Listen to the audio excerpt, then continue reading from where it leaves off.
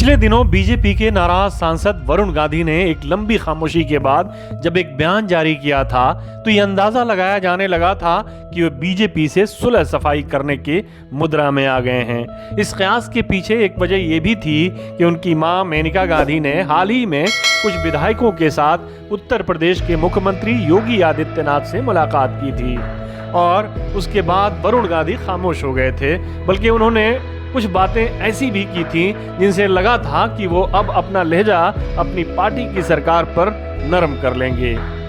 आमतौर पर बीजेपी से उनकी नाराजगी की वजह ये मानी जाती है कि वो पहली मोदी सरकार में मंत्री पद चाहते थे, मंत्री पद नहीं मिला तो उत्तर प्रदेश का मुख्यमंत्री बनना चाहते थे। जब दूसरी मोदी सरकार में भी उन्हें नजरअंदाज किया गया तो उन्होंने खुलकर सरकार की नीतियों पर हमला बोलना शुरू कर दिया।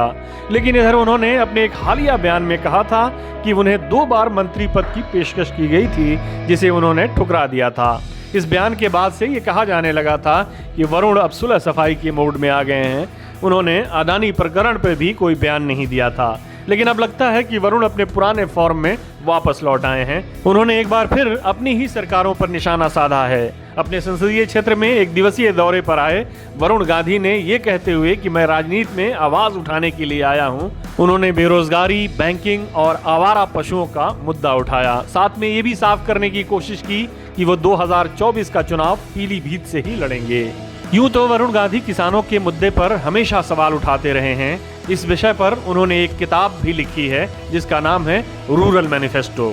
लेकिन पिछले कुछ वर्षों में खास तौर पर मोदी सरकार की 3 कृषि कानूनों को लेकर आंदोलन कर रहे किसानों के साथ खड़े रहे और उनके मुद्दों पर खुलकर बोलते और अपना समर्थन देते नजर आए। उन्होंने गन्ना किसानों की मांगों को लेकर मुख्यमंत्री योगी आदित्यनाथ को खुली चिट्ठी लिखी, किसान महापंचायत का वीडियो शेयर किया और खुलकर किसानों के समर्थन करते नजर आए। अपने संसदीय क्षेत्र में भी उन्होंने सोमवार को आयोजित जन संवाद कार्यक्रमों में आवारा पशुओं से परेशान किसानों का मुद्दा उठाया।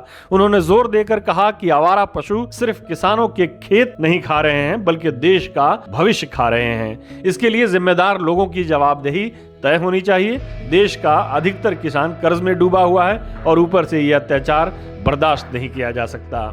यह भी कहा जा रहा है कि वरुण गांधी हर मुद्दे पर बोलते हैं, लेकिन उन्होंने अडानी प्रकरण पर अभी तक कुछ नहीं बोला है। लेकिन अपने संसदीय क्षेत्र में दिए गए भाषणों में उन्होंने ढके छुपे अंदाज में ही सही अडानी प्रकरण पर भी निशाना साधा। उन्होंने कहा कि बैंकों द्वारा दिए जाने वाले कर्ज में दोहरी व्यवस्था है। इस देश में आम इंसान के लिए लोन इतना मुश्किल बना दिया गया है कि वो बैंकों के चक्कर काटता रहता है, जबकि धनी लोगों की बड़ी बड़ी कंपनियां आराम से कर्ज पा जाती हैं। उन्होंने सरकारी नीतियों पर तंज कसते हुए कहा कि देश के बड़े बड़े डिफॉल्टरों को सम्मान दिया जाता है, लेकिन आम इंसान के कर्ज अदा करने में जरा भी देर हो जाती है तो उसको बेइज्जत किया जाता है और उसकी जायदाद की कुर्की तक कर दी जाती है। पिछले दिनों जब उन्होंने देश में नफरत की राजनीति का जिक्र करते हुए राहुल गांधी के लाल किले के भाषण से मिलता जुलता भाषण दिया था तो उसको उस समय उनके कांग्रेस में नजदीकी के तौर पर देखा गया था। उन्होंने कहा था कि देश में नफरत यानी तोड़ने की नहीं बल्कि जोड़ने की राजनीति होनी चाहिए। जाहिर है उनका इशारा मीडिया और अपनी ही सरकार की तरफ था। एक बार फिर उन्होंने पीलीभीत में वही बात दोहराई है। उन्होंने कहा कि वह व्यक्तिगत रूप से किसी की बुराई या आलोचना नहीं कर रहे हैं, लेकिन ऐसी व्यवस्था को लेकर वो बहुत चिंतित हैं। जो लोग धर्म और राजनीति की बात करते हैं उन्हें भगवान श्री राम से सीखना चाहिए। जाहिर है यहाँ उनका रुख अपनी सरकार और पार्टी की तरफ है। ये बात किसी से ढकी छुपी नहीं है कि बीजेपी राम मंदिर के निर्माण को लेकर अगले साल चुनाव मैदान में उतरने वाली है।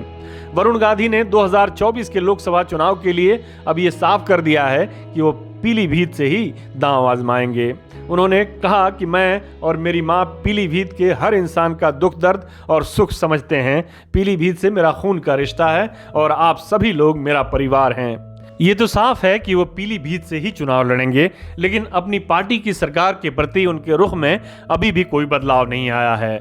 ऐसे में उन्हें बीजेपी से टिकट मिलना मुश्किल है। तो फिर यहाँ वही बड़ा सवालिया निशान खड़ा हो जाता है कि उनका अगला कदम क्या होने वाला है। हमारे साथ जुड़ने के लिए आपका शुक्रिया। हमारा वीडियो पसंद आए तो इसे लाइक करें, हमारे चैनल को सब्सक्राइब करें और कमेंट बॉक्स में जाकर अपनी राय जरूर दें।